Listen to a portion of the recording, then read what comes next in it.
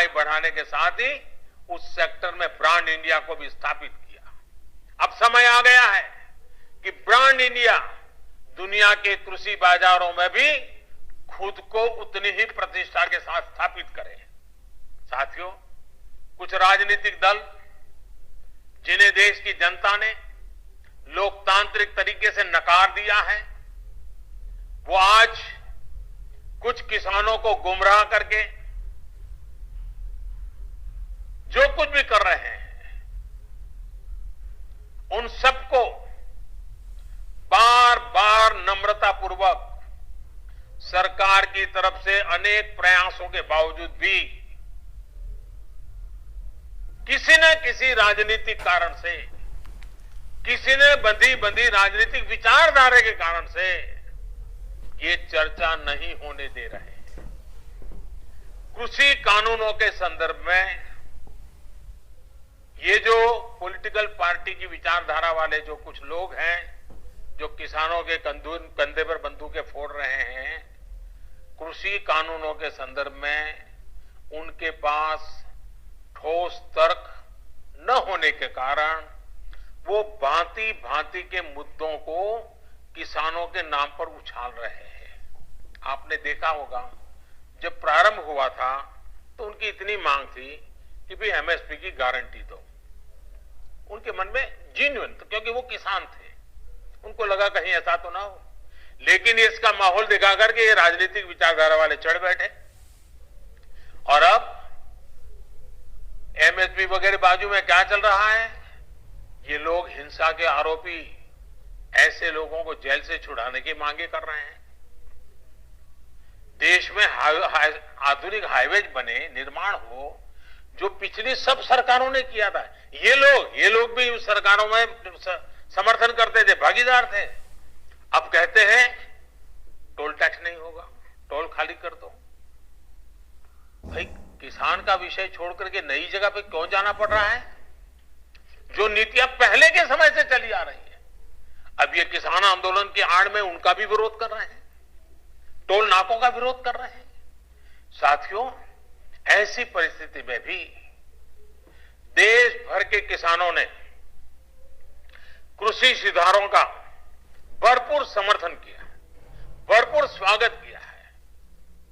मैं सभी किसानों का आभार व्यक्त करता हूं। मैं सर झुका करके उनको प्रणाम करता हूं कि देश को आगे ले जाने के लिए देश के कोटि कोटि किसान आज इस निर्णय के साथ, हिम्मत के साथ खड़े हुए हैं। और मैं मेरे किसान भाइयों बहनों को भरोसा दिलाता हूं कि आपके विश्वास पर हम कोई आंच नहीं आने देंगे। आज जो किसानों के लिए इतने आंसू बहा रहे हैं, इतने बड़े बड़े बयान दे रहे हैं,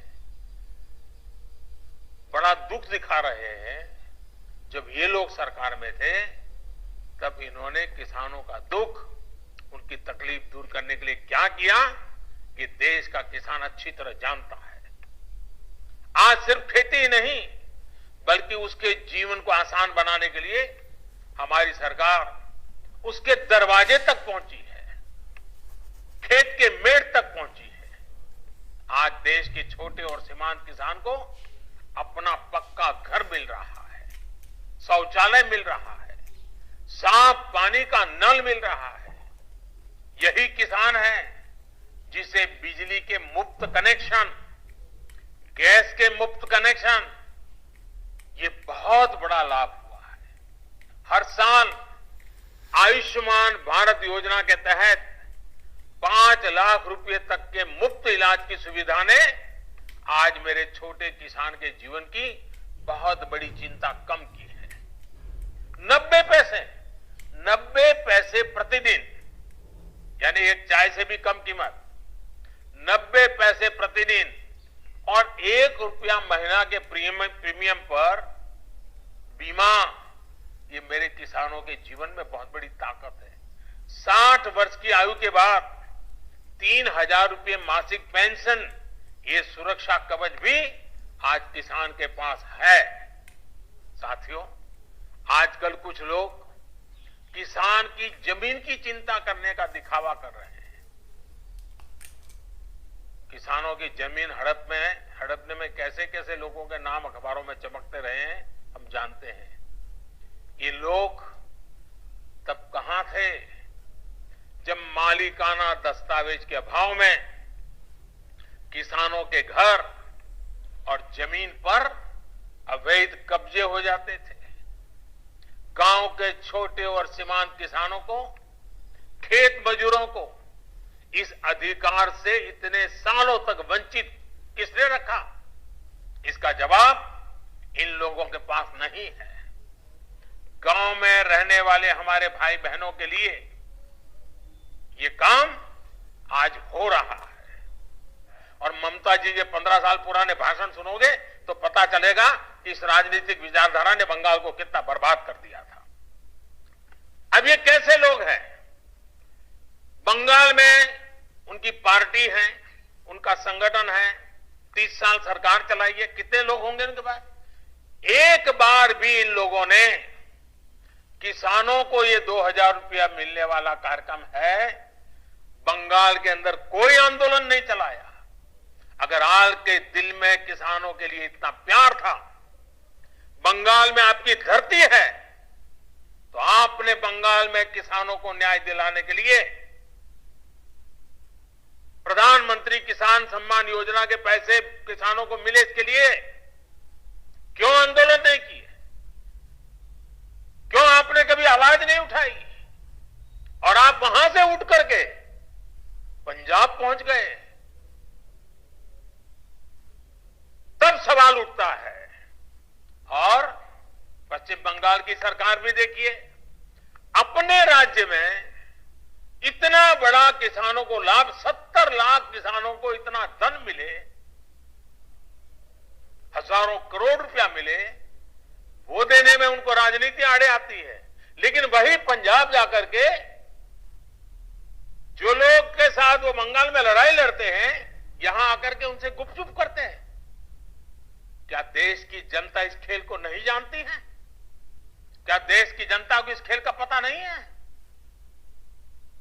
जो आज विपक्ष में हैं, उनकी इस पर जुबान क्यों बंद हो गई है? क्यों चुप है? साथियों, आज जिन राजनीतिक दलों के लोग अपने आप को इस राजनीतिक प्रवाह में, जब देश की जनता ने उन्होंने नकार दिया है, तो कुछ न कुछ ऐसे इवेंट कर रहे हैं, इवेंट मैनेजमेंट हो रहा है, ताकि कोई सेल्फी ले ले, कोई फोटो छप जाए, कहीं टीवी पर दिखाई दे और उनकी राजनीति चलती जाए। अब देश ने उन लोगों को भी देख लिया है, ये देश के सामने एक्सपोज हो गए हैं। स्वार्थ की राजनीति का एक मुद्दा, भद्दा उदाहरण हम बहुत बारीकी से देख रहे हैं। जो दल पश्चिम बंगाल में किसानों के हित पर कुछ नहीं बोलते, वो यहां दिल्ली के नागरिकों को परेशान करने पर लगे हुए हैं, देश की अर्थनीति को बर्बाद करने पर लगे हुए हैं, और वो भी किसान के नाम पर।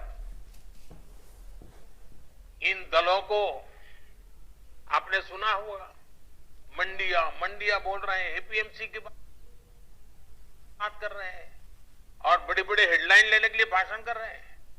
लेकिन ये दल, वही झंडे वाले, वही विचारधारा वाले जिन्होंने बंगाल को बर्बाद किया। केरल के अंदर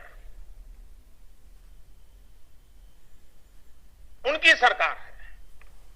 इसके पहले जो 50 साल 60 साल तक देश पर राज करते थे, उनकी सरकार थी। केरल में एपीएमसी नहीं है, मंडिया नहीं है। मैं जरा इनको पूछता हूं, यहां फोटो निकालने के कार्यक्रम करते हैं, अरे केरल में आंदोलन करके वहां तो एपीएमसी चालू करवाओ। पंजाब के किसानों को गुमराह करने के लिए आपके पास समय है। केरल के अंदर यह व्यवस्था नहीं है।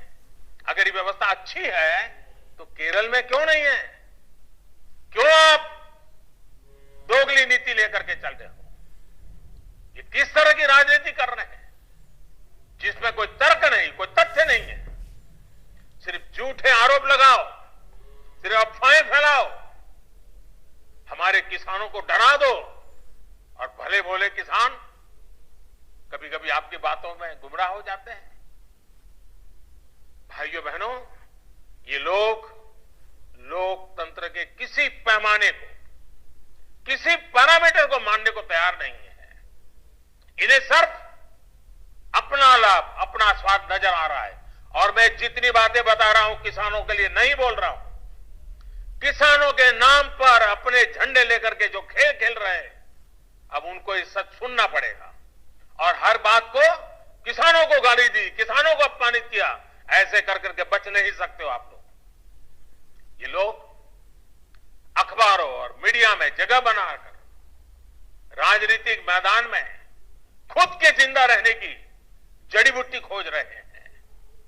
लेकिन देश का किसान उनको पहचान गया है। अब देश का किसान उनको ये जड़ी बूटी कभी देने वाला नहीं है। कोई भी राजनीति, लोकतंत्र में राजनीति करने का उनको हक है, हमें इसका विरोध नहीं है। लेकिन निर्दोष किसानों की जिंदगी के साथ न खेलें, उनके भविष्य के साथ खिलवाड़ न करें।